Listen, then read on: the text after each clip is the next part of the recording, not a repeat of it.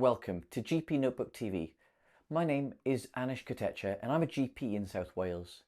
Today I want to discuss with you the recent NICE technology appraisal guideline on Tirzepatide for managing overweight and obesity, which was published in December 2024, as well as some guidance that have been brought out for its rollout mechanism. I'm going to break this down to give you some key updates as well as take-home messages that I really think are important for us in primary care.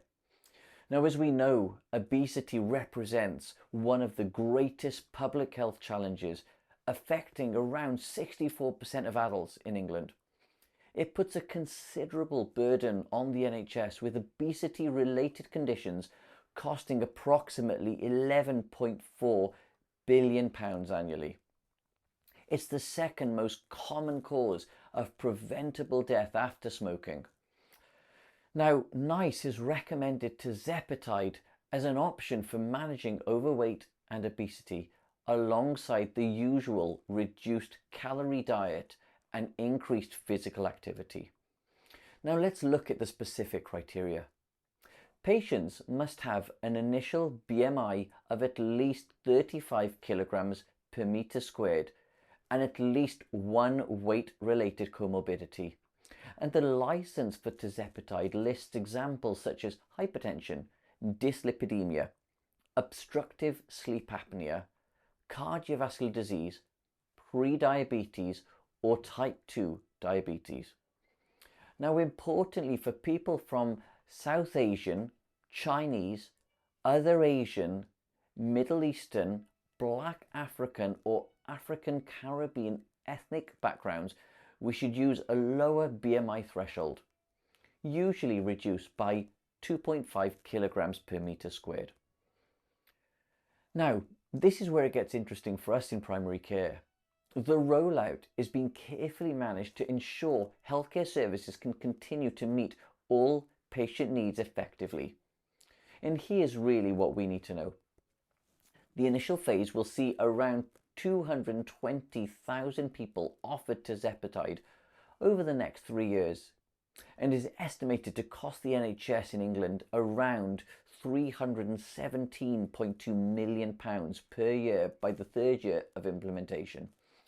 But despite this cost, the evidence really suggests that this medicine will be a cost-effective way of reducing further health complications. Now, the evidence is quite impressive. In the SURMOUNT-4 trial, patients lost an average of 21% of their body weight in 36 weeks.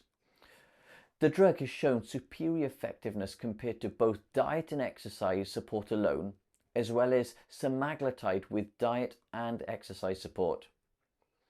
Now, for our day-to-day practice, here are some key points to remember.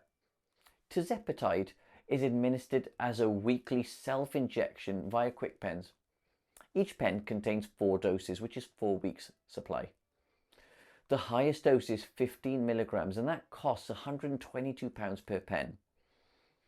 Now, treatment should be reviewed after 6 months, and if less than 5% of the initial weight is lost after 6 months on the highest tolerated dose, we need to review whether to continue the treatment. The guidelines emphasizes that Tirzepatide isn't a magic bullet. Treatment should include appropriate support that focuses upon diet and nutrition, behavioral and lifestyle interventions, physical activity guidance, as well as mental well-being support where appropriate. Regular clinical assessment is really essential.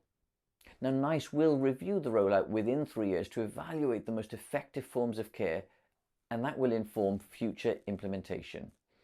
And this will help determine how to reach the wider group of eligible patients effectively. This represents a real significant addition to our therapeutic options for managing obesity in primary care. However, remember that initial access will be limited to those with the highest clinical need. The medication must be part of a comprehensive weight management approach. Regular monitoring and support are essential, and clear documentation of comorbidities as well as weight loss progress are really crucial. Thank you for watching this GP Notebook TV update, and stay tuned for more videos on the latest developments in primary care. And remember to keep learning, keep caring, and keep really making a difference in your patients' lives. Goodbye for now.